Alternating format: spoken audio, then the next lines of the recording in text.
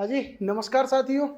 स्वागत है आपका इतिहास की इस क्लास में। साथियों, आधुनिक राजस्थान का जो टॉपिक आज हम पढ़ने वाले हैं उसका नाम है प्रजामंडल आंदोलन। हर एग्जाम में प्रजामंडल आंदोलनों से कई प्रश्न पूछे जा रहे हैं और वर्तमान ट्रेंड में प्रजामंडल आंदोलन राजस्थान के किसी भी एग्जाम के लिए बहुत ज़्यादा महत्वपूर्ण होने वाला है।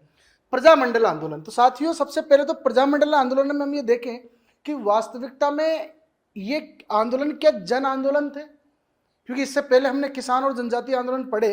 तो क्या ये प्रजामंडल आंदोलन उनसे अलग है? प्रजामंडल आंदोलन वास्तविकता में थे क्या? ये प्रजामंडल जो शब्द है इसका मतलब क्या है और इसका उद्देश्य क्या है, इन चीजों को लेकर हम इसमें चर्चा करेंगे। प्रजामंडल आंदोलन जो है, इन प्रजामंडलों का मतलब है कि प्रजामंडल का उद्देश्य क्या है, सबसे पहले ये समझते हैं। तो इनका उद्देश्य था उत्तरदायी शासन की स्थापना करना और प्रशासन में भागीदारी। उत्तरदायी शासन का मतलब क्या है? सब उत्तरदायी शासन का मतलब यह है कि जैसे कोई भी राजा है और राजा के जो अधिकारी हैं, कोई भी मंत्री वगैरह है, वो जब इच्छा होती है तब जनता पर कोई ना कोई नया टैक्स लाद देते हैं, जब चाहते हैं तब नया कोई कानून पारित कर देते हैं और जनता इनसे परेशान है। तो जनता के प्रति इनकी कोई जिम्मेदारी नहीं है, कोई इनका कोई उत्तरदायित्व तो नहीं है। इसलिए जनता ये चाहती थी कि राजा जब अपने प्रशासकों की नियुक्ति करे तो उसमें भी मारवाड़ के कुछ लोगों को नियुक्त किया जाए या मेवाड़ के कुछ लोगों को नियुक्त किया जाए। प्रत्येक रियासत में ये मांग थी। मेवाड़ वाले चाहते थे कि प्रशासन में हमारी भी भूमिका हो, ताकि राजा अगर कोई भी ऐसा कोई कानून पारित करे जिससे जनता का शोषण हो रहा है तो प्रशासन में बैठे हुए आदमी उस पर रोक लगा दे। तो प्रशासन में भूमिका चाहते थे। इससे क्या हुआ? उत्तरदायी शासन। उत्तरदायी शासन का मतलब यह है कि राजा जो निरंकुश है, इस राजा की निरंकुशता पर हमें नियंत्रण करना है। राजा अपनी मर्जी से कोई भी नया कानून पारित नहीं करे, हमारी भागीदारी भी प्रशासन में हो। कुल मिला के उत्तरदायी शासन की स्थापना करने के लिए और प्रशासन में जनता की भागीदारी के लिए जो आंदोलन चलाए गए उन्हें प्रजामंडल आंदोलनों के नाम से जाना जाता है। अब ये जो आंदोलन थे प्रजामंडल आंदोलन, वास्तविकता में इसकी अगर परिभाषा देखें तो जनता को अपने राजनीतिक अधिकार दिलवाने, प्रशासन में अपनी भूमिका की मांग करने और उत्तरदायी शासन की स्थापना के लिए जिन राजनीतिक संगठनों की स्थापना की गई उन्हें ही प्रजामंडल, प्रजा परिषद, लोक परिषद आदि नामों से जाना गया। तो ये तो थे प्रजामंडल। अब बात करते हैं कि साहब प्रजामंडल आंदोलन जो चले इनमें किन संस्थाओं की भूमिका रही। तो सबसे पहले सबसे इंपॉर्टेंट चीज जो है ना वो ये है कि पहली बार एक अधिवेशन हुआ था कांग्रेस का, जिसका नाम है हरिपुरा अधिवेशन। 1938 का अधिवेशन है। गुजरात के हरिपुरा नामक स्थान पर कांग्रेस का हरिपुरा अधिवेशन हुआ। सुभाष चंद्र बोस ने इसकी अध्यक्षता की। इस अधिवेशन में सुभाष चंद्र बोस ने अपने अध्यक्षीय भाषण में कहा था कि प्रजामंडल आंदोलन प्रत्येक रियासत में जायज है। यानी कि 1938 में जो ये हरिपुरा अधिवेशन हुआ, इसमें पहली बार प्रजामंडल आंदोलनों को प्रत्यक्ष रूप से कांग्रेस ने अपना समर्थन दिया। सुभाष चंद्र बोस इसके अध्यक्ष थे और प्रजामंडलों को पहली बार समर्थन मिला हरिपुरा अधिवेशन में। ठीक है, क्या इससे पहले ऐसे कोई संगठन नहीं थे जिन्होंने प्रजामंडल स्थापित करने या का कोई निर्णय लिया हो? तो 3 संगठन हमारे सामने हैं। इनके बारे में जब राजस्थान के राजनीतिक संगठन लास्ट क्लास में हमने पढ़े थे तब भी हमने पढ़ा था। एक राजपूताना मध्य भारत सभा। ये संगठन क्यों बने? इन संगठनों के बनने के पीछे एक रीजन मैं आपको ये बताऊं कि उस समय जो भारत था, भारत 2 भागों में विभाजित था। एक ब्रिटिश भारत जहां पर अंग्रेजों का सीधा सीधा नियंत्रण था, ब्रिटिश भारत जहां पर अंग्रेजों का प्रत्यक्ष रूप से नियंत्रण है। दूसरा जहां अंग्रेजों का नियंत्रण नहीं है वहां राजाओं का नियंत्रण है, वो है देसी रियासतें। ठीक है, तो ब्रिटिश भारत की जो जनता है ना वो परेशान है किससे? अंग्रेजों से। अंग्रेजों से परेशान है। इधर देसी रियासतों की जो जनता है वो यहाँ के राजाओं से परेशान है। ठीक, तो कांग्रेस का जो आंदोलन चल रहा था, राष्ट्रीय आंदोलन, कांग्रेस का राष्ट्रीय आंदोलन, वो आंदोलन चल रहा था किसके खिलाफ? वो आंदोलन चल रहा था अंग्रेजों के खिलाफ। और किस भारत में चल रहा था? तो वो चल रहा था आपके ब्रिटिश भारत में।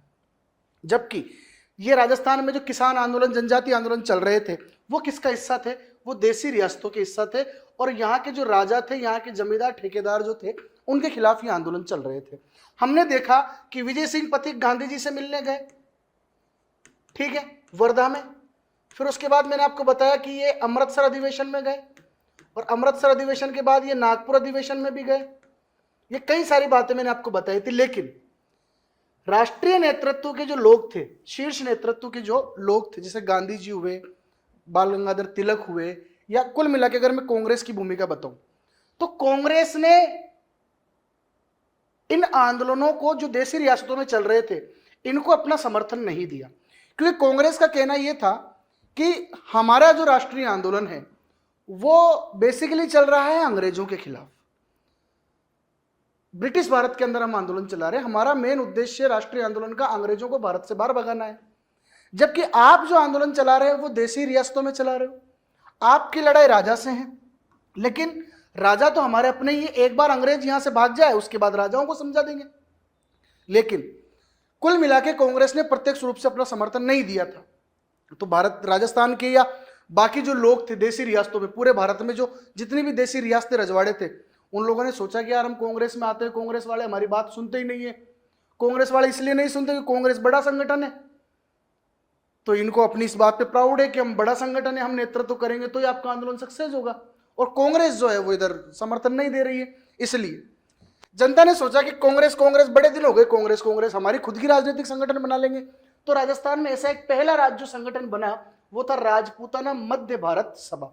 राजपूताना मतलब राजस्थान, और मध्य भारत मतलब ये मध्य प्रदेश मालवा वाला जो क्षेत्र था, इनके नेताओं ने मिलाकर एक संगठन बना लिया, राजपूताना मध्य भारत सभा, 1918 में।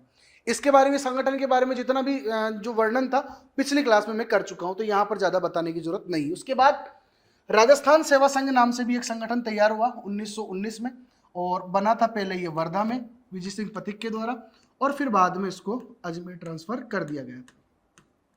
उसके बाद एक महत्वपूर्ण संगठन है अखिल भारतीय देशी राज्य लोक परिषद, 1927 के अंदर ये अस्तित्व में आया, बंबई के अंदर ये बना था। 9th क्लास के एनसीईआरटी किताब के अंदर ये 1920 लिखा हुआ है, एक बार थोड़ा सा आप ये देखना, ऑप्शन में 1927 आ जाए तो ज्यादा बेटर है, वरना फिर 1920 दिख जाए तो फिर 1920 पर टिक कर देना, और मेरा ओपिनियन 1927 के साथ जाता है। अखिल भारतीय देशी राज्य लोक परिषद, पूरे भारत की, अखिल भारतीय पूरे भारत की देशी रियासतों में आंदोलन चलाना है तो देशी राज्य, और आंदोलन किसके द्वारा चलेगा, लोगों के द्वारा, तो लोक परिषद, परिषद मतलब एक कमेटी, तो अखिल भारतीय देशी राज्य लोक परिषद। स्टार्टिंग में राजस्थान में ये 3 संगठन बने थे, इन तीनों संगठनों ने महत्वपूर्ण भूमिका निभाई। इनके अधिवेशन वैसे ही होते थे जैसे कांग्रेस के अधिवेशन होते थे। अब धीरे धीरे लोगों ने चूंकि खुद के संगठन बना लिए थे तो कांग्रेस के अधिवेशनों में जाने की जरूरत थी नहीं, तो कांग्रेस के अधिवेशनों के अंदर इनकी संख्या कम होने लगी। समय आया 1938 का, कांग्रेस में अधिवेशन में अध्यक्ष बने सुभाष चंद्र बोस। ये एकमात्र अधिवेशन था जिसमें सुभाष चंद्र बोस अध्यक्ष बने थे। हालांकि अगले साल 1939 में भी कांग्रेस के त्रिपुरी अधिवेशन के अंदर सुभाष चंद्र बोस चुनाव में जीते, लेकिन महात्मा गांधी ने कुछ नाटक कर दिए, क्योंकि महात्मा गांधी का एक प्रतिनिधि पट्टाभी सीतारामैया वहां पर चुनाव लड़ रहा था सुभाष चंद्र बोस के सामने, और वो हार गया। और फिर गांधी जी नाराज हो गए कि ये हार पट्टाभी सीतारामैया की नहीं है, ये हार मेरी हार है, इसलिए मैं अब कांग्रेस छोड़कर जा रहा हूं साबरमती आश्रम। लोगों ने समझाया, तब जाकर सुभाष चंद्र बोस ने जो है वो इस पद से अपना इस्तीफा दे दिया। फिर बाद में फॉरवर्ड ब्लॉक की एक स्थापना की, फिर बाद में जापान चले गए, हिटलर से मिल गए, और इंडियन भारतीय वो जो एक आर्मी इनके द्वारा, भारतीय स्वतंत्रता आर्मी इनके द्वारा बनाई गई। ये सारी राम कहानी है। हरिपुरा अधिवेशन में जब सुभाष चंद्र बोस अध्यक्षीय भाषण देने उठे, जब हरिपुरा अधिवेशन में सुभाष चंद्र बोस ने देखा कि यार पहले तो ये पूरे जो हॉल था जहां अपना अधिवेशन हो रहा है, यह तो बहुत हजारों की संख्या में लोग बाग आते थे, आजकल ये संख्या कम कैसे है? तो किसी एक आदमी ने जवाब दिया कि साहब आजकल वो देशी रियासतों वाले आदमी नहीं आ रहे, ये केवल ब्रिटिश भारत के आदमी है, प्रतिनिधि है जो यहाँ पर आ रहे हैं। कि ना देशी रियासतों वाले क्यों नहीं आ रहे? कि उन्होंने अपने खुद के संगठन बना लिए, बेचारे पहले आते थे, कांग्रेस वाले उनकी सुनते नहीं थे, इसलिए अब उन्होंने आना बंद कर दिया। क्यों आना बंद कर दिया? उनकी क्या डिमांड है? उनकी डिमांड ये है कि साहब उत्तरदायी शासन की स्थापना की जाए। तो गलत क्या है इसमें? हमें सपोर्ट करना चाहिए। तो सुभाष चंद्र बोस ने पहली बार उत्तरदायी शासन की मांग को लेकर प्रजामंडल आंदोलनों को समर्थन दिया। तो उत्तरदायी शासन की बात किस अधिवेशन में की गई? देन आंसर होगा 1938 का हरिपुरा अधिवेशन। तो हरिपुरा अधिवेशन ये मील का पत्थर है प्रजामंडल आंदोलनों में। इसी अधिवेशन में पहली बार प्रजामंडल आंदोलनों को प्रत्यक्ष रूप से कांग्रेस ने समर्थन दिया था। और फिर इससे पहले कुछ संगठन हमारे यहाँ पे स्थापित हो चुके थे, इनके बारे में भी हमें जानकारी रखनी है, एग्जाम में बार बार पूछे जाते हैं।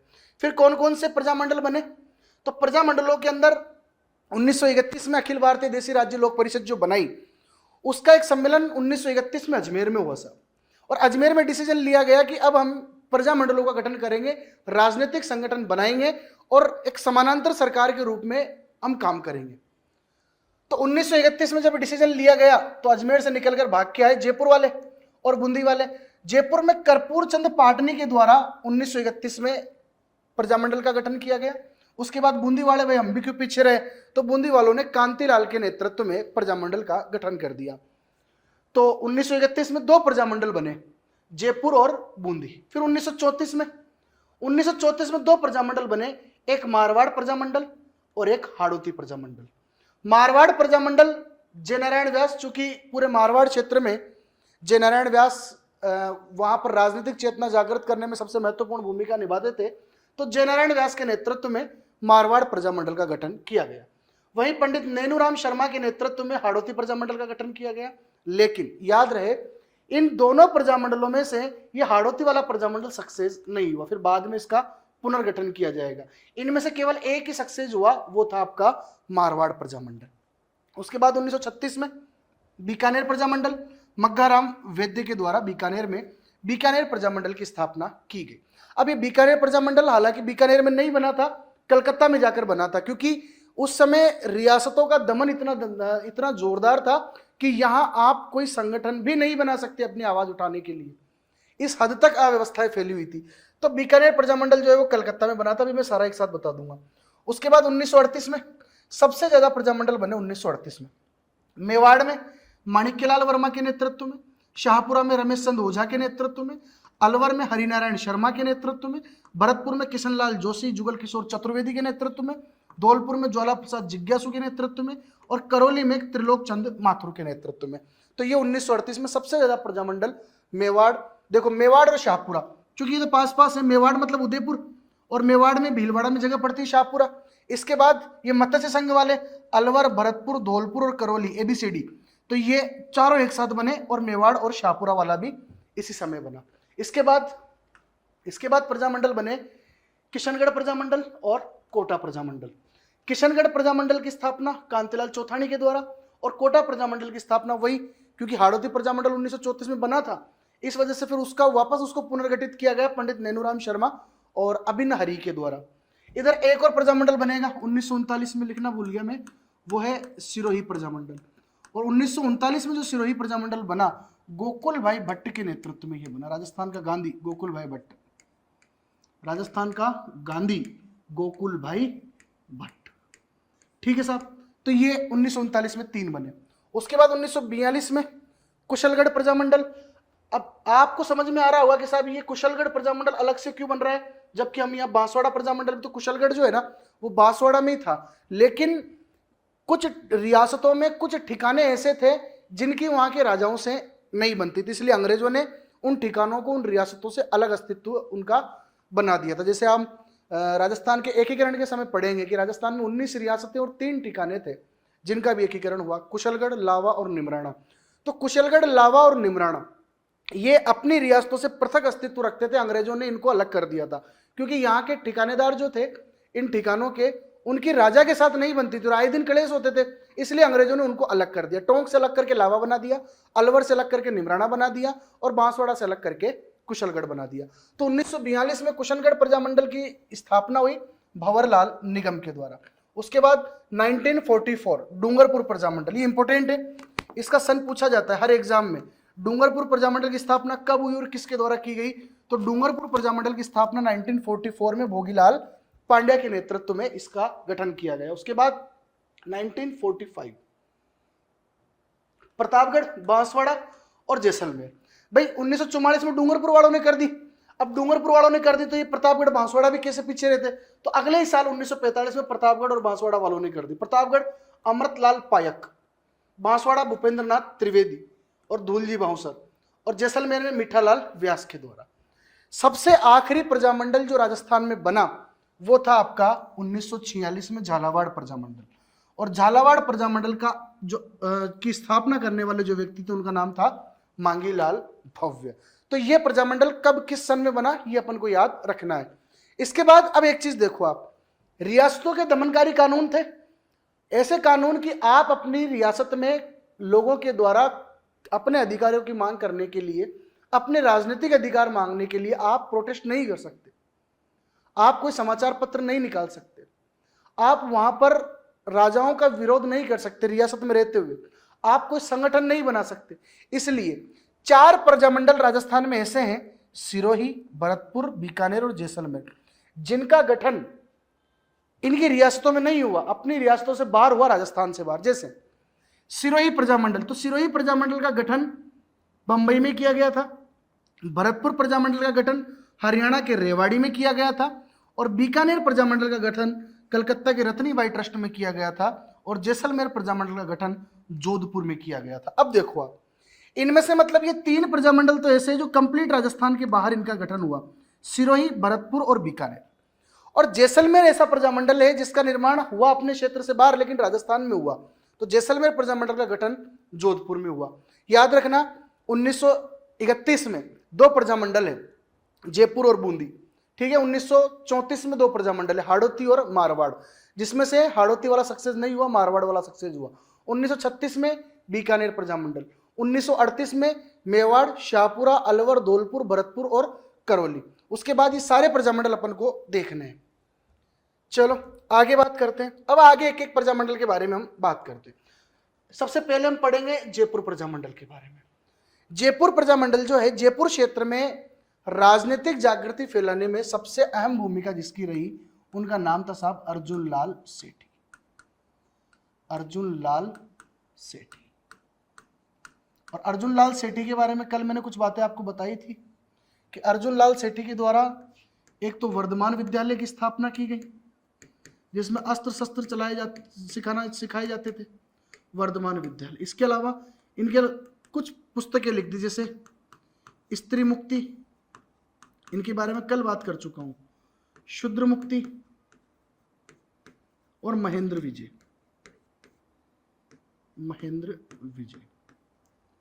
और अर्जुन लाल सेठी ही वो व्यक्ति था जिसने कहा था कि अगर मैं अंग्रेजों की नौकरी करूंगा तो इन्हें भारत से भगाएगा कौन, तो ये अर्जुन लाल सेठी था। इसके अलावा जमनालाल बजाज गांधी जी के 5वें पुत्र के रूप में जाने जाते थे और गांधीवादी विचारों के बड़े प्रशंसक थे। इन 2 लोगों ने जयपुर क्षेत्र में राजनीतिक जागृति लोगों के अंदर जगाई। और मैंने आपको बताया भी था कि जमनालाल बजाज के द्वारा 1927 में जयपुर में चरखा संघ का भी गठन जो है वो किया गया था। चरखा संघ, ये बातें मैं कल की क्लास में आपको बता चुका हूं। जमनालाल बजाज गांधी जी के 5वें पुत्र के रूप में जाने जाते हैं।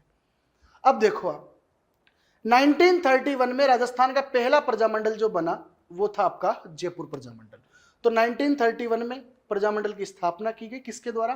कर्पूर चंद पाटनी के द्वारा। कर्पूर चंद पाटनी के द्वारा इस जयपुर प्रजामंडल की स्थापना की गई, लेकिन इस प्रजामंडल को गैर कानूनी घोषित कर दिया वहां की सरकार ने, वहां के राजा ने, क्योंकि वहां के जो राजा थे वो नहीं चाहते थे कि जनता हमारे खिलाफ संगठित हो, हमारे खिलाफ आवाज उठाए, इसलिए इसको गैर कानूनी घोषित कर दिया। बाद में 1936-37 में जमनालाल बजाज के नेतृत्व में इसका पुनर्गठन किया गया और जमनालाल बजाज ने इसका अध्यक्ष बनाया चिरंजी लाल मिश्र को। ठीक है, तो चिरंजी लाल मिश्र को इसका अध्यक्ष बना दिया गया। उसके बाद 1940 में इसके अध्यक्ष बने साहब हीरालाल शास्त्री। और हीरालाल शास्त्री वही व्यक्ति है जिन्होंने जीवन कुटीर वनस्थली विद्यापीठ की स्थापना की थी। इसके अलावा प्रलय प्रतीक्षा नमो नमः, इनका एक गीत था, प्रलय प्रतीक्षा नमो नमः, ये हीरालाल शास्त्री की जानकारी। जयपुर जोबनेर के निवासी थे हीरालाल शास्त्री जी, और रतन शास्त्री इनकी जो पत्नी थी उसके द्वारा जीवन कुटीर की स्थापना भी की गई थी। आज जो वनस्थली विद्यापीठ एक डीम्ड यूनिवर्सिटी है टोंक के निवाई में, तो ये वनस्थली विद्यापीठ हीरालाल शास्त्री की ही देन है। 1940 में हीरालाल शास्त्री अध्यक्ष बने और हीरालाल शास्त्री के नेतृत्व में इसका अधिवेशन आयोजित किया गया। हीरालाल शास्त्री की डिमांड थी, इन प्रजामंडलों की डिमांड क्या थी? उत्तरदायी शासन की मांग। हीरालाल शास्त्री ने जयपुर सरकार के सामने, मतलब वहां का जो प्रधानमंत्री था उसके सामने एक मांग रखी, मिर्जा इस्माइल के सामने, कि हमें उत्तरदायी शासन की स्थापना करनी है। अगर उत्तरदायी शासन की स्थापना नहीं करोगे तो हम राजस्थान में भी राष्ट्रीय आंदोलन जो चल रहे हैं, क्योंकि उस समय 1940 के बाद 42 वाले साल में, क्योंकि इस समय माहौल बन चुका था, द्वितीय विश्व युद्ध चल रहा था और गांधी जी भारत छोड़ो आंदोलन की तैयारी कर रहे थे। तो कहा कि अगर उत्तरदायी शासन की मांग नहीं मानी गई तो हम भारत छोड़ो आंदोलन करेंगे। लोगों को इकट्ठा किया, भारत छोड़ो आंदोलन करने के लिए हीरालाल शास्त्री ने रणनीति बनाई। यह बात जयपुर सरकार को पसंद नहीं आई। जयपुर सरकार ने सोचा कि अगर जनता ने भारत छोड़ो आंदोलन में हिस्सा लिया तो भारत छोड़ो आंदोलन, गांधी जी तो अंग्रेजों को भारत छुड़ाना चाह रहे हैं, यहां के जो ये नेता है ये हमें राजस्थान छुड़वा देंगे, क्योंकि इन नेताओं की लड़ाई किससे है? अंग्रेजों से थोड़ी है, इनकी लड़ाई तो यहां राजस्थान के राजपूत शासकों से है। इसलिए 1942 में हीरालाल शास्त्री और जयपुर के प्रधानमंत्री सर मिर्जा इस्माइल, इन दोनों के बीच एक पैक्ट हुआ। इस पैक्ट को कहा जाता है साहब जेंटलमैन एग्रीमेंट। 1942 में हुआ gentleman agreement. Gentleman agreement Hiralal Shastri और मिर्जा इस्माइल के बीच हुआ। इसमें डिसीजन लिया गया, सर मिर्जा इस्माइल ने कहा कि आपको क्या चाहिए? उत्तरदायी शासन। उत्तरदायी शासन की मांग आपकी मान ली जाती है, उत्तरदायी शासन की स्थापना कर दी जाएगी। यानी कि प्रशासन में आपकी नई सरकार बनाई जाएगी, उसमें आपके ही तो मंत्री होंगे और आप ही कानून बनाओगे, आपका मुख्यमंत्री होगा, सारी बातें आपकी मान ली जाती है। इसलिए लेकिन अब आपकी बात हमने मान ली तो आप भारत छोड़ो आंदोलन नहीं चलाओगे। इस बात के लिए हीरालाल शास्त्री राजी हो गए कि भारत छोड़ो आंदोलन नहीं चलाएंगे, कोई बात नहीं है। इस बात को लेकर इस प्रजामंडल के जो सदस्य थे वो दो गुटों में बट गए। एक गुट हीरालाल शास्त्री के नेतृत्व में जो अब ये चाह रहा है कि भारत छोड़ो आंदोलन नहीं चलाया जाएगा, और दूसरा गुट है बाबा हरिश्चंद्र के नेतृत्व में जो कह रहा है कि जेंटलमैन एग्रीमेंट की ऐसी की तैसी भारत छोड़ो आंदोलन चलाया जाएगा, और जिस प्रकार भारत छोड़ो आंदोलन में अंग्रेजों को भगाया जाएगा हम यहां से राजाओं को भगा देंगे। तो इस जेंटलमैन एग्रीमेंट का विरोध करने के लिए और भारत छोड़ो आंदोलन को जयपुर रियासत में चलाने के लिए 1942 में एक संगठन बना। इस संगठन का नाम था साहब आजाद मोर्चा। यह प्रश्न कई बार एग्जाम में आता है, इंपोर्टेंट है। आजाद मोर्चा वेरी वेरी मोस्ट। आजाद मोर्चा का संबंध किस प्रजामंडल से है? तो आजाद मोर्चा का संबंध है जयपुर प्रजामंडल से। इसका उद्देश्य क्या था? इसके गठन का उद्देश्य तो जेंटलमैन एग्रीमेंट का विरोध और भारत छोड़ो आंदोलन का समर्थन। इसके बारे में मैं कल भी बता चुका। बाबा हरिश्चंद्र इसके संस्थापक थे। हंस डी राय, दौलतमल भंडारी, रामकरण जोशी, गुलाबचंद कासलीवाल, ये कुछ इसके अन्य सदस्य थे। तो प्रश्न इस तरीके से भी आ सकता है, आजाद मोर्चा का सदस्य कौन नहीं था निम्न में से? उसके बाद यह आंदोलन चला जयपुर रियासत में। 1945 में जवाहरलाल नेहरू आए और जवाहरलाल नेहरू ने समझा बुझाकर इस आजाद मोर्चा को वापस प्रजामंडल का भाग बना दिया। यानी कि आजाद मोर्चा का वापस प्रजामंडल में विलय कब कर दिया गया? 1945 में। किसके प्रयासों से? जवाहरलाल नेहरू के प्रयासों से, जवाहरलाल नेहरू के कहने पर बना दिया गया। 1947 में जब देश आजाद हुआ, देश में लोकतंत्र की स्थापना हुई, अंतरिम सरकार का गठन हुआ, तो जयपुर में भी एक उत्तरदायी सरकार बना दी। देखो, उत्तरदायी शासन की मांग तो थी इनकी, तो उत्तरदायी शासन की मांग स्वीकार कर ली गई। 1947 में जाकर उत्तरदायी सरकार इनकी बना दी गई। इसका मुख्यमंत्री बनाया गया हीरालाल शास्त्री, मुख्यमंत्री, और इसके अलावा देवीशंकर तिवारी, दौलतमल भंडारी और टीकाराम पालीवाल, इन तीनों को मंत्रिमंडल में बना दिया गया सदस्य, और इन तीनों को मंत्री का पद दे दिया गया। इनमें से टीकाराम पालीवाल राजस्व मंत्री के रूप में काम करने लगे। तो हीरालाल शास्त्री उस उत्तरदायी सरकार के अंदर मुख्यमंत्री बने। देवीशंकर तिवारी, दौलतमल भंडारी और टीकाराम पालीवाल, इनके नेतृत्व, इनको मंत्री बना दिया गया, एक मंत्री परिषद का गठन कर दिया गया। तो ये जयपुर प्रजामंडल था, 1931 में स्थापित हुआ। इसका पुनर्गठन जमनालाल बजाज ने 1936 में किया। चिरंजीलाल मिश्र बने इसके अध्यक्ष। 1942 में जेंटलमैन एग्रीमेंट, याद रखना किस किस के बीच हुआ था, ये भी इंपॉर्टेंट है। फिर इस जेंटलमैन एग्रीमेंट में डिसीजन लिया कि उत्तरदायी शासन की मांग मान ली जाएगी, आप भारत छोड़ो आंदोलन नहीं चलाओगे। भारत छोड़ो आंदोलन चलाने के लिए आजाद मोर्चा का गठन हुआ। आजाद मोर्चा का विलय 1945 में कर दिया गया प्रजामंडल में, और 1947 में उत्तरदायी सरकार का गठन कर दिया गया। तो ये था आपका जयपुर प्रजामंडल। इसके बाद अगला प्रजामंडल हम देखें, बूंदी प्रजामंडल। बूंदी प्रजामंडल 1931 में बना, और बूंदी प्रजामंडल की स्थापना 1931 में हुई। किसके द्वारा? कांतिलाल और स्वामी नित्यानंद, ये ऋषि थे, महात्मा थे, स्वामी नित्यानंद।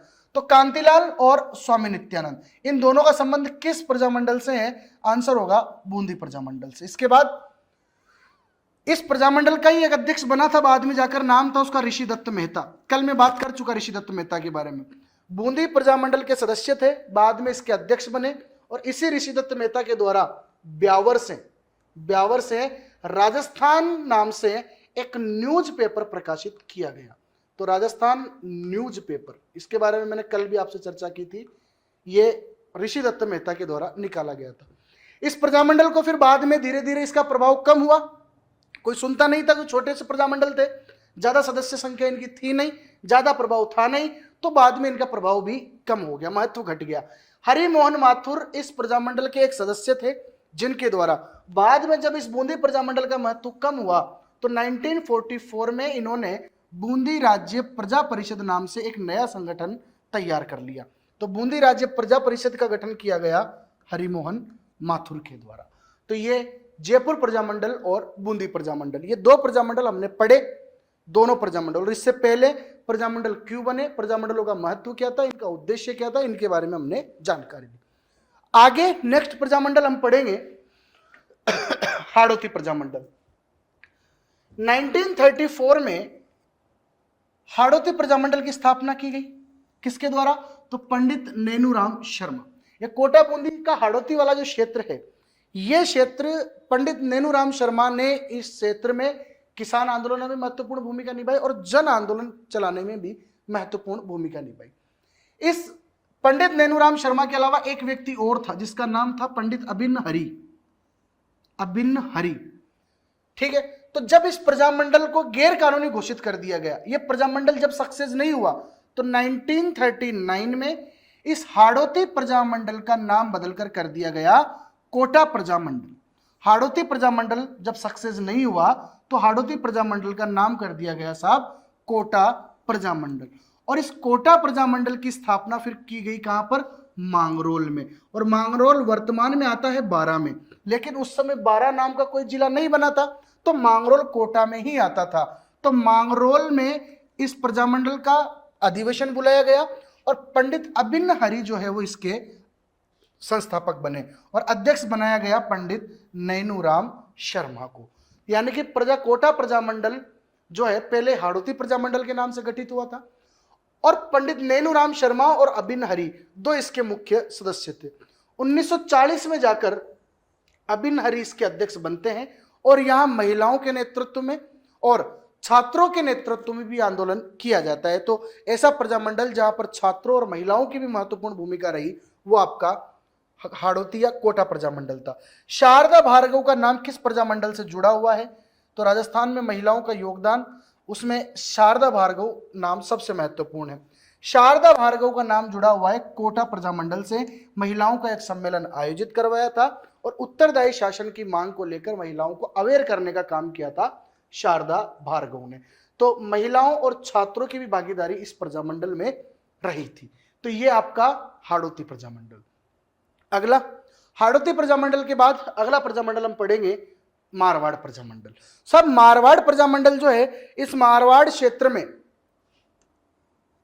जन जागृति फैलाने का अगर सबसे ज्यादा श्रेय किसी को दिया जाता है तो उनका नाम है जय नारायण व्यास। मारवाड़ का गांधी है साहब जय नारायण व्यास।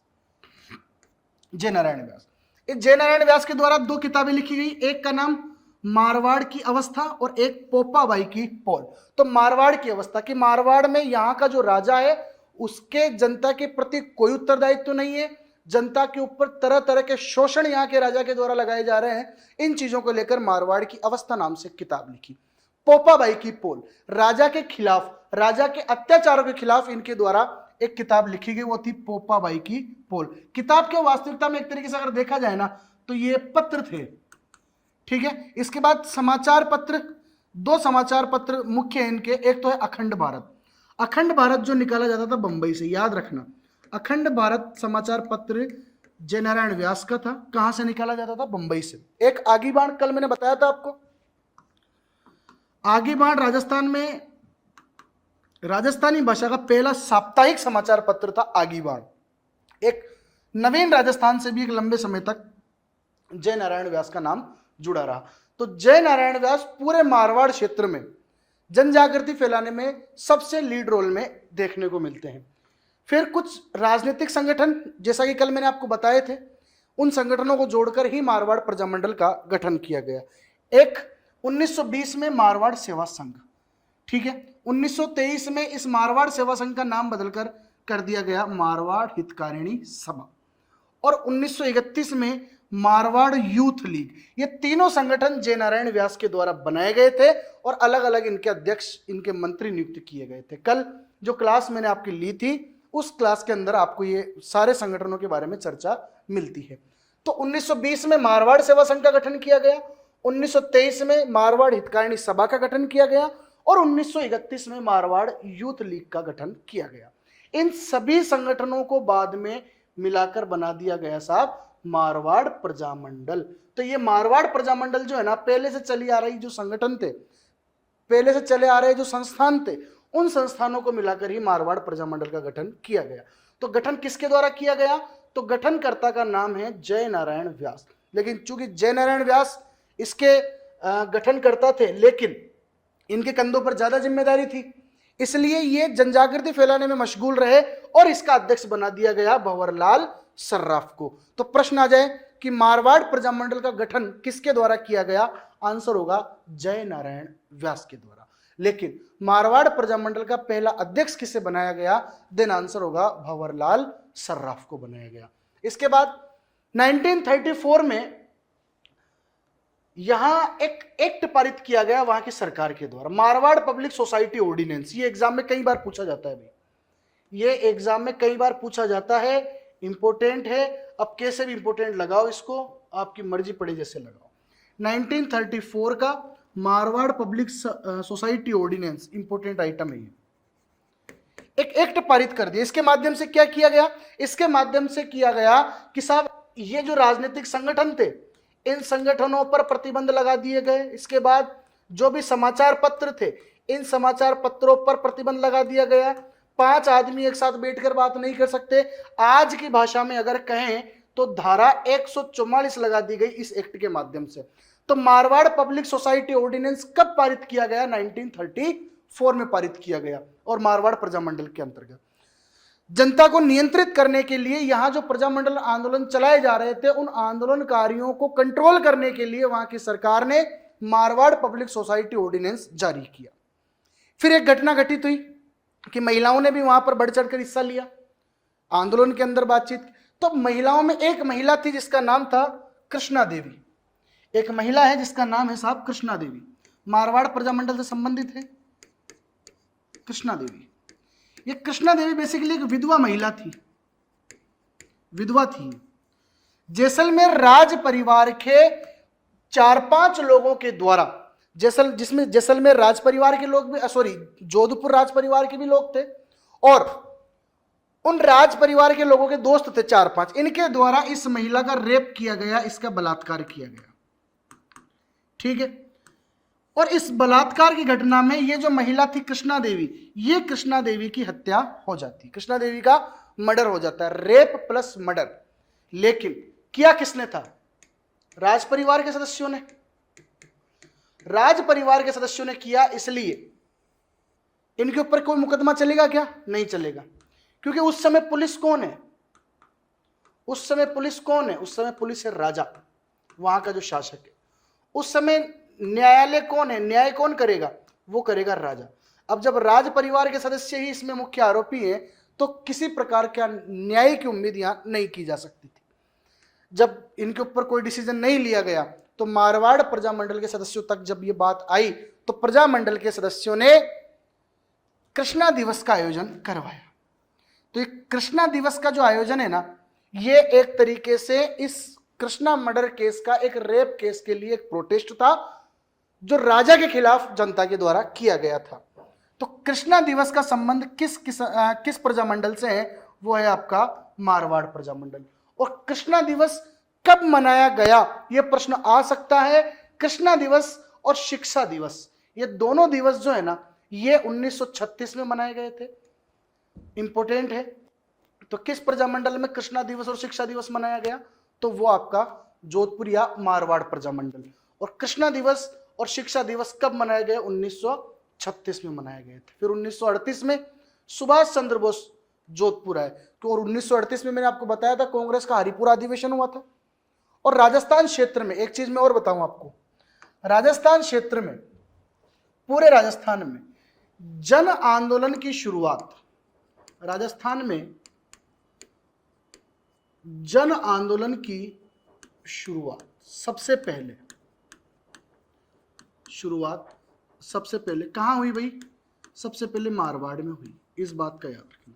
और मारवाड़ में कौन सा व्यक्ति था? तो नाम था जयनारायण व्यास। 1938 में सुभाष चंद्र बोस जोधपुर आए और प्रजामंडल आंदोलनों को समर्थन दिया। उसके बाद प्रजामंडल के जो सदस्य थे, जैसे नाम वही जयनारायण व्यास, जयनारायण व्यास और प्रजामंडल के सदस्यों के सहयोग से इनकी एक बहुत बड़ी जीत ये हुई कि उस समय जनता को अपनी जमीन पर खातेदारी अधिकार दिलाने के लिए, क्योंकि जमीन पर किसका अधिकार था? राजा का अधिकार था। राजा मर्जी पड़ा तब टैक्स बढ़ा दिया करता था। राजा मर्जी पड़े जब किसानों की जमीन को हड़प लिया करता था। इच्छा हो तो उनको गिरवी रख लिया करता था। तो किसानों के पास जमीन तो थी, लेकिन उस जमीन का असली मालिक माना जाता था राजा को। इसलिए जयनारायण व्यास और जो प्रजामंडल के सदस्य थे, उनके प्रयासों से एक दबाव बनाया गया वहां मारवाड़ के प्रशासन पर, और एक एक्ट पारित करवाया गया जो था मारवाड़ टेनेंसी एक्ट। और मारवाड़ टेनेंसी एक्ट जो पारित किया गया ये था अप्रैल शायद 1949, 6 अप्रैल शायद, जहां तक मेरा मानना है ये 6 अप्रैल का है।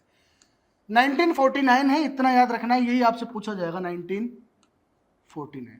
तो 1949 को मारवाड़ टेनेंसी एक्ट पारित किया गया। एक बार ये भी देख लेना, 6 मार्च 6 अप्रैल, ये मार्च अप्रैल, ये दोनों महीनों में कंफ्यूजन है, थोड़ा सा आप एक बार इसको टेली कर लें या मैं ग्रुप में डाल दूंगा आपके ना। तो 1949 में मारवाड़ टेनेंसी एक्ट पारित किया गया और ये प्रजामंडल की एक बड़ी उपलब्धि थी। ये ऐसा नहीं है कि प्रजामंडल के खिलाफ जारी किया गया था, ये प्रजामंडल की उपलब्धि थी। इस मारवाड़ टेनेंसी एक्ट से क्या हुआ कि किसानों को अपने जमींदारी अधिकार प्राप्त हुए, खातेदारी अधिकार प्राप्त हुए, अपनी जमीनों पर जमींदारी और खातेदारी अधिकार यहां पर मिल गए।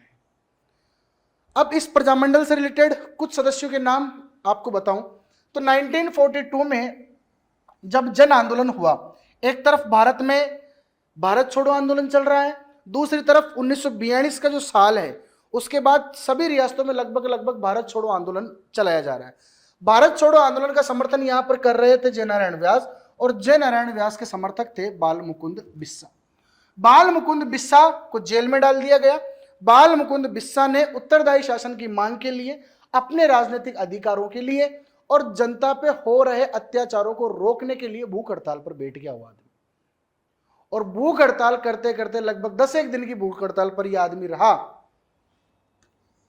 और भूख हड़ताल के दौरान ही जेल में इसकी मृत्यु हो गई। इसलिए इसे कहा जाता है साहब राजस्थान का जतिन दास। अब ये जतिन दास कौन था?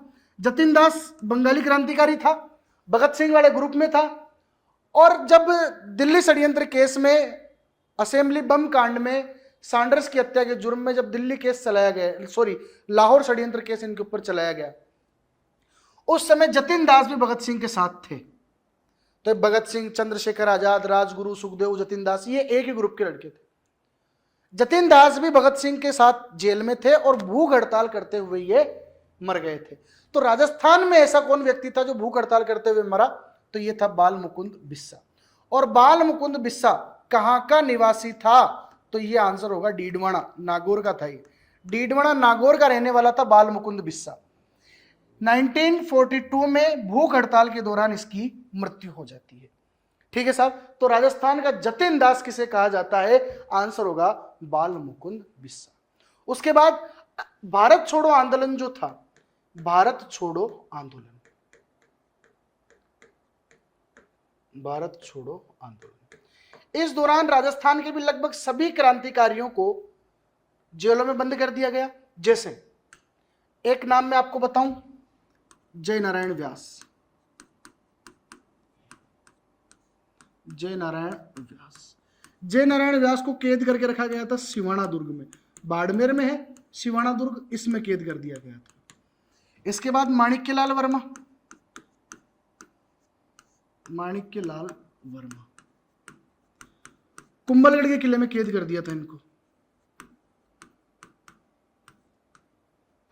ठीक है, इससे पहले विजय सिंह पथिक, टोडगढ़ किले के अंदर उनको कैद कर दिया गया था। तो ये कई आंदोलनकारी थे। तो दूसरा, इनको डिटेक्टर घोषित कर दिया गया था इस आंदोलन के दौरान कि ये मेन अभियुक्त हैं। तो लगभग 10 एक डिटेक्टर थे, उन 10 डिटेक्टरों में से 3 डिटेक्टरों को पकड़ा गया 1942 में। एक फूलचंद बाफना, एक शिवदयाल, नागौर के निवासी थे शिवदयाल, और एक तुलसीदास राठी। छठा डिटेक्टर, 7वां डिटेक्टर और 8वां डिटेक्टर थे। प्रश्न आ सकता है, ये प्रश्न आ सकता है कि मारवाड़ प्रजामंडल में असहयोग आंदोलन के दौरान जिन लोगों को डिटेक्टर घोषित किया गया था, उनमें से 6वें डिटेक्टर के रूप में किसको पकड़ा गया? फूलचंद बाफना। 7वें डिटेक्टर के रूप में किसको पकड़ा गया? शिवदयाल। और 8वें डिटेक्टर के रूप में किसको पकड़ा गया? तो तुलसीदास राठी को पकड़ा गया था। ये पहले पकड़ में आ गए थे फूलचंद जी, और बाद में एक ही दिन फिर इन दोनों को जो है पुलिस के द्वारा उठा लिया गया। जय नारायण व्यास को उठा लिया गया, उनको भी डिटेक्टर घोषित किया हुआ था। तो ये आंदोलन चलता रहा। अच्छा, फिर यहां 2 लोगों के नाम और सामने आते हैं। एक नाम है छगनलाल, जोधपुर के चौपासनी एरिया का रहने वाला था। तो छगनलाल चौपासनी इसका पूरा नाम है। जोधपुर में तिरंगा झंडा इसके द्वारा फहराया गया। अब आपको होगी ये कौन सी बड़ी बात है तिरंगा झंडा फहराने की? ना, उस समय शासन था राजाओं का, उस समय शासन था, राजा किसके कृपा पात्र थे? अंग्रेजों के। तो भारत का झंडा, स्वतंत्रता का झंडा फहराना अंग्रेजों के लिए अपमान था।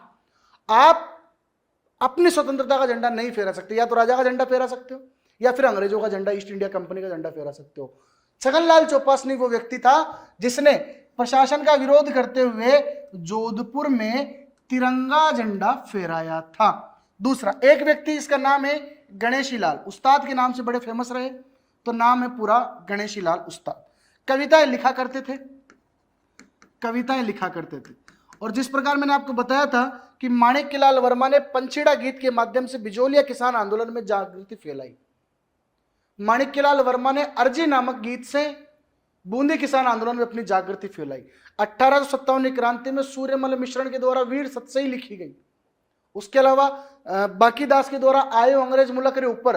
तो वैसे ही एक व्यक्ति है, नाम है उसका गणेशीलाल उस्ताद, कविताएं लिखा करते थे। इनके द्वारा एक काव्य संग्रह लिखा गया और जोधपुर क्षेत्र के लोगों पर इसकी कविताओं का इतना जोरदार असर हुआ कि सभी लोग जो है वो उत्तरदायी शासन की मांग के लिए सरकार के खिलाफ बोलने लगे। इनका जो कविता संग्रह था, जो काव्य संग्रह था, वो था गरीबों की आवाज। तो गरीबों की आवाज नाम की कविताएं किसके द्वारा लिखी गई थी? देन आंसर होगा गणेशीलाल उस्ताद के द्वारा। तो छगनलाल चौपासनी वाला, गणेशीलाल उस्ताद और बाल मुकुंद बिस्सा, जय नारायण व्यास, चांदमल सुराणा, भानमल जैन, अबेमल जैन, इन लोगों का संबंध किससे है? तो इन लोगों का संबंध जोधपुर या मारवाड़ प्रजामंडल से है। तो ये प्रजामंडल है, और भी आगे कई सारे प्रजामंडल हमें देखने। इन प्रजामंडलों में सारा फैक्चुअल है, इनके फैक्ट आपको पढ़ने ही पड़ेंगे। तो मेरे हिसाब से आपको ये 2-4 बार अगर ये वीडियो देख सको तो ये 2-4 बार एक तो ये वीडियो देखो और बार बार इन चीजों को रिपीट करो, क्योंकि यहां से एग्जाम में मानो या ना मानो 2 क्वेश्चन जरूर आने हैं। अब या तो अगर आपका गुड लक है तो सरफेस लेवल से प्रश्न पूछ लिए जाएंगे, ठीक है। और अगर आपका बेड लक है तो डीपली क्वेश्चन यहां से पूछ लिया जाएगा। डीपली कितना डीपली जाएगा, अपने वाले मैटर से ज्यादा डीपली नहीं जा पाएगा, ठीक है। वो डाल डाल हम पात पात, ठीक है। जितना वो गहराई में घुसेंगे अपन उससे ज्यादा गहराई से पढ़ रहे हैं। सरफेस लेवल में तो जहां मैंने प्रजामंडलों के नाम बताए थे ये वाले, ठीक है।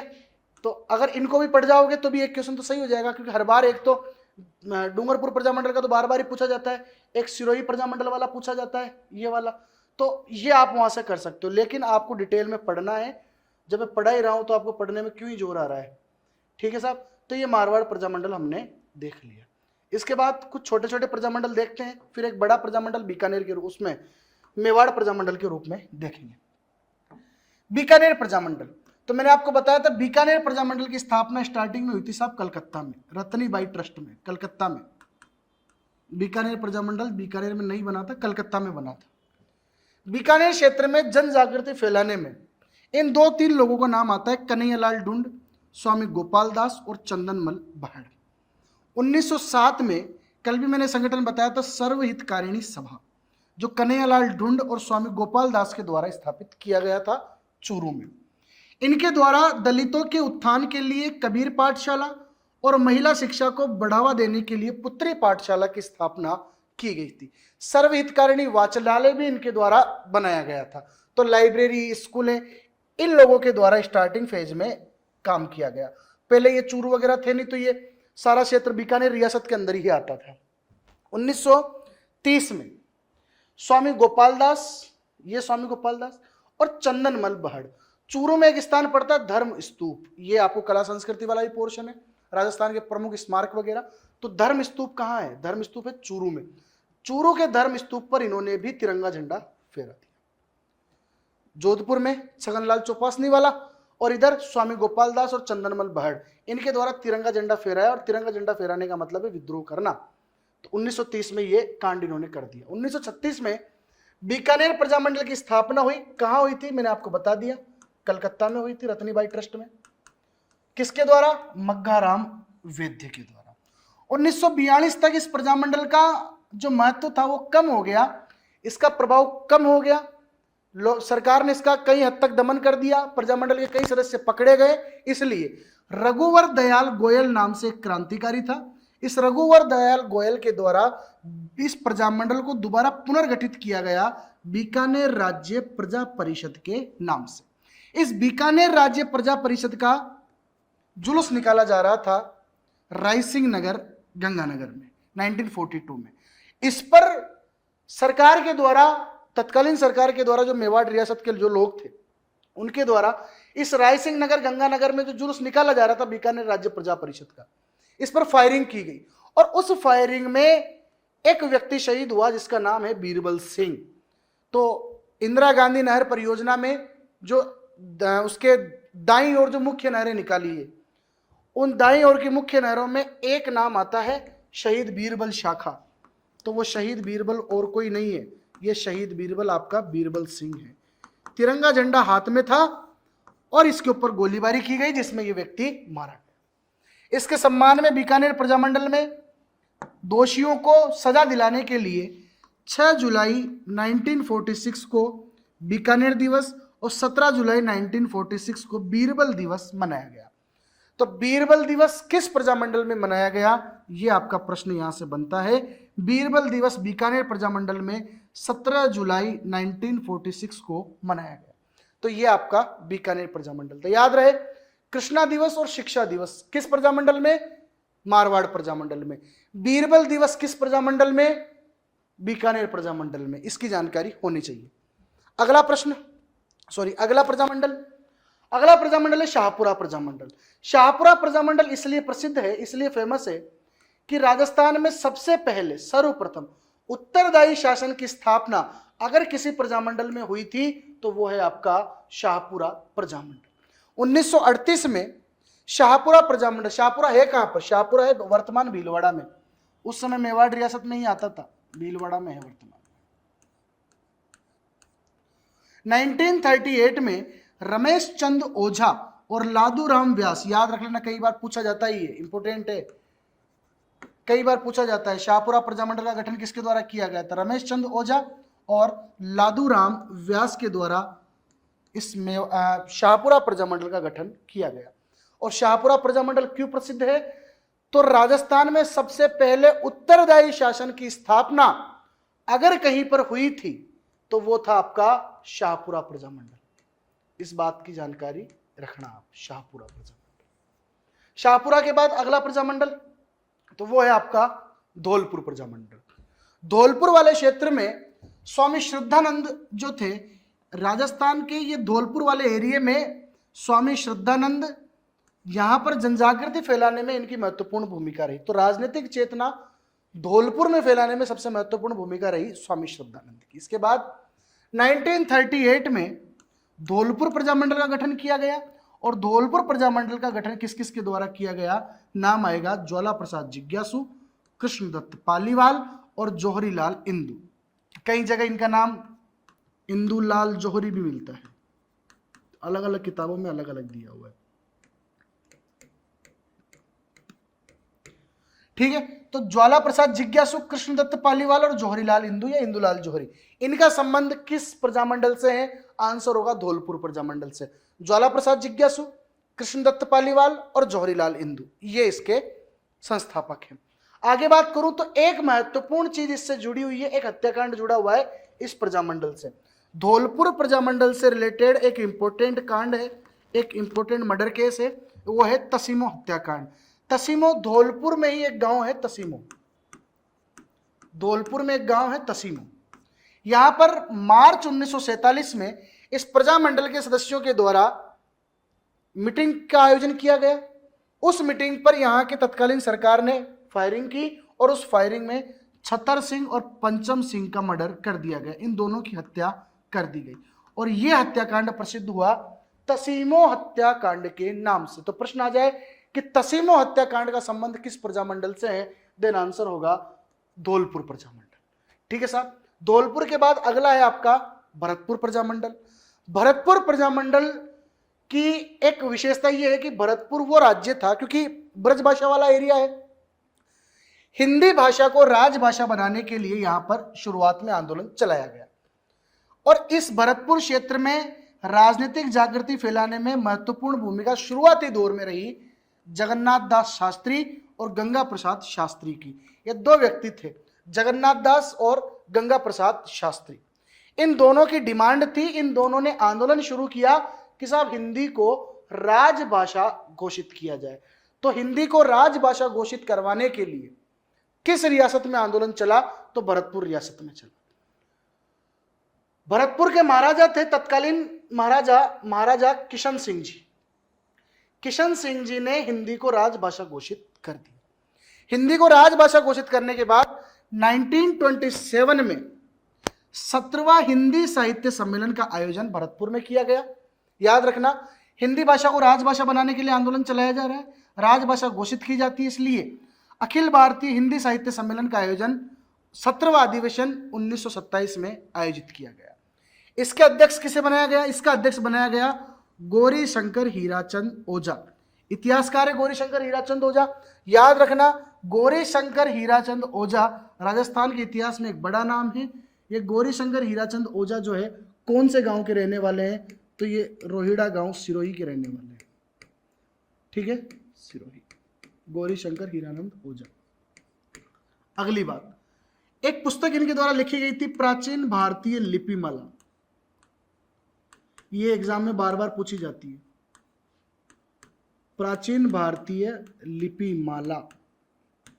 तो प्राचीन भारतीय लिपिमाला, इसके राइटर कौन है? गौरी शंकर हीराचंद ओझा। कर्नल जेम्स टोड के बाद राजस्थान के इतिहास को संग्रहित करने में, एकत्रित करने में अगर सबसे ज्यादा महत्वपूर्ण भूमिका किसी की रही तो वो था गौरी शंकर हीराचंद ओझा। इनके बाद डॉक्टर गोपीनाथ शर्मा, दशरथ शर्मा, कई सारे लोग आए जिन्होंने इतिहास को एक नए आयाम दिया, राजस्थान के इतिहास को नया स्थान दिया, लेकिन गौरी शंकर हीराचंद ओझा सबसे महत्वपूर्ण आदमी है।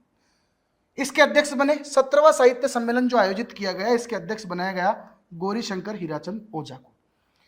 इस 17वें साहित्य सम्मेलन में मदन मोहन मालवीय और रविंद्रनाथ टैगोर भी उपस्थित थे, क्योंकि रविंद्रनाथ टैगोर हिंदी साहित्य के, बांग्ला साहित्य के, हिंदी साहित्य के बहुत बड़े रचनाकार हुए हैं। जनगण मन अधिनायक जो हमारा राष्ट्रगान है वो भी इनके द्वारा गाया गया है। 1938 में जाकर यहाँ प्रजामंडल का गठन किया गया।